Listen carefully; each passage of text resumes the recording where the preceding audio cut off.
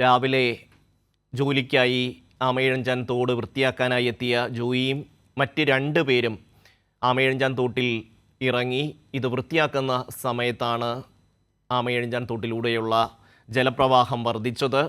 വെള്ളത്തിൻ്റെ അളവ് കൂടിയതോടുകൂടി മറ്റ് 2 പേർ കരയിലേക്ക് കയറി. പക്ഷേ ജോയിക്ക് കരയിലേക്ക് എത്താൻ കഴിഞ്ഞില്ല. അപ്പോൾ തന്നെ ഫയർഫോഴ്സും പോലീസും സ്ഥലത്തെത്തി വിശദമായ തിരച്ചിൽ തുടങ്ങി. JCB കൊണ്ടുവന്ന് ഈ മാലിന്യം നീക്കം ചെയ്യാനുള്ള പ്രവർത്തനങ്ങൾ നടത്തി. ഒപ്പം തന്നെ പോലീസും ഫയർഫോഴ്സും നാട്ടുകാരും എല്ലാം ചേർന്ന് തിരച്ചിലും അതേസമയം തന്നെ നടത്തി. ഇപ്പോൾ നമുക്ക് ദൃശ്യങ്ങളിൽ കാണാം, ഈ മാലിന്യങ്ങൾ നീക്കം ചെയ്യുന്ന ഒരു പ്രവൃത്തിയാണ് നടന്നുകൊണ്ടിരിക്കുന്നത്. അതുകൊണ്ട് തന്നെ തിരച്ചിൽ സുഗമമായി നടത്താൻ കഴിയുമെന്നുള്ള ഒരു പ്രതീക്ഷയാണ് ഉള്ളത്.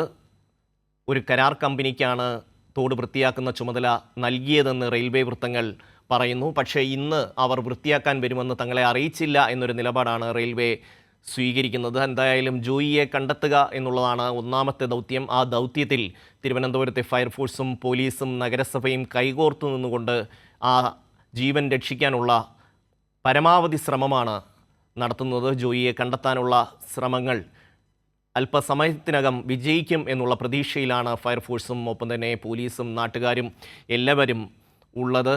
തിരുവനന്തപുരം മേയർ ആര്യ രാജേന്ദ്രൻ, ഒപ്പം തന്നെ ഡെപ്യൂട്ടി മേയർ അടക്കമുള്ളവർ ഇതുണ്ടായ ജോയിയെ കാണാതായി അല്പസമയത്തിനകം തന്നെ തമ്പാനൂരിൽ എത്തിച്ചേർന്നു. അവിടെ തിരച്ചിലിനും അതുപോലെ തന്നെ ഊർജിതമായ പ്രവർത്തനങ്ങൾക്കും നേതൃത്വം നൽകി. ജില്ലാ കളക്ടർ സ്ഥലത്തെത്തി.